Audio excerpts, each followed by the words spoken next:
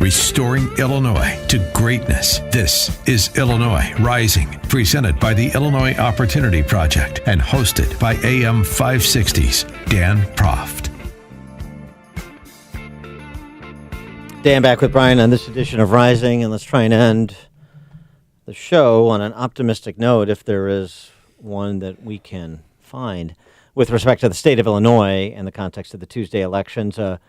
The election of Governor Pritzker, Governor-elect Pritzker, he's already hitting the ground running. Here's what Spalding had to say this week after his victory. Legalizing marijuana, something I think will be important to bring $700 million of revenue to the state, maybe as much as $1 billion.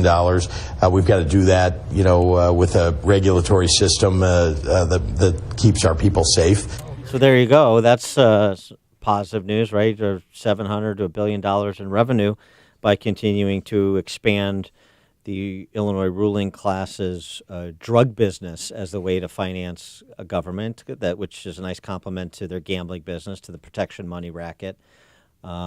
Maybe prostitution will come online under Pritzker's tenure, another great revenue source. So we have that to look forward to. Yeah, I mean, the money, I'm sure, Dan, will go to the schools or the children. Of course.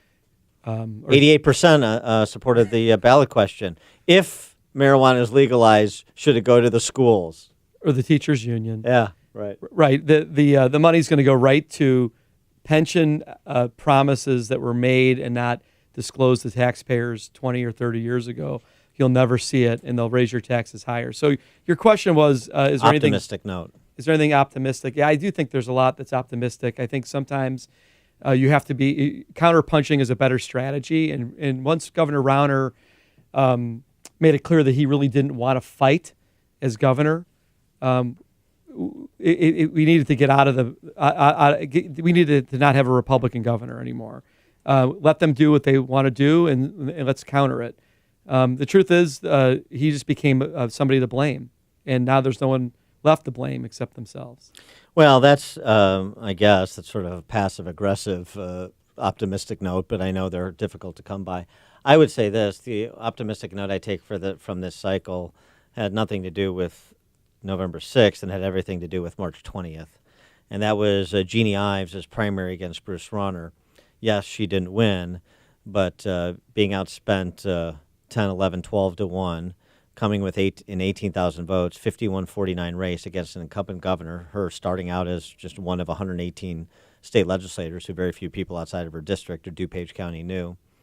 And despite those odds, in 4 months, almost taking out an incumbent governor with unlimited funds who had been there, obviously, for 4 years and had all that name ID, infrastructure, favor economy, chits built up. And for her to come as close as she did with respect to something that never happens, rarely happens. No incumbent governor has been taken out in their party's primary in 40 years. It's happened 3 times in a century in this country. And for her to come as close as she did says that there is a revolt bubbling below the surface. That's right. And Jeannie built her brand being honest about the lies that are currently still being told to voters. I mean, look, if there's another reason to be optimistic, it's look at what the Democrats ran on to win. They didn't run on raising property taxes. They didn't run on being anti-democratic, taking money from today's population to give it to these fake promises that were made decades ago. They ran on Social Security and Medicaid and Medicare. School shootings. Like, they ran on all these issues that aren't issues that aren't really pressing issues at the state level at all.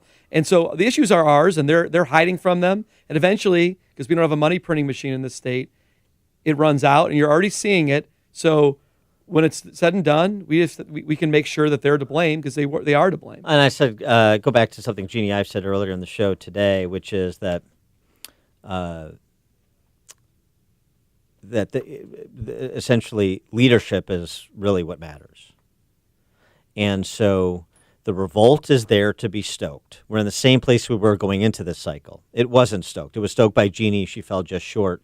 And the leadership in the House and the Senate, the governor obviously was absent. But it's still there.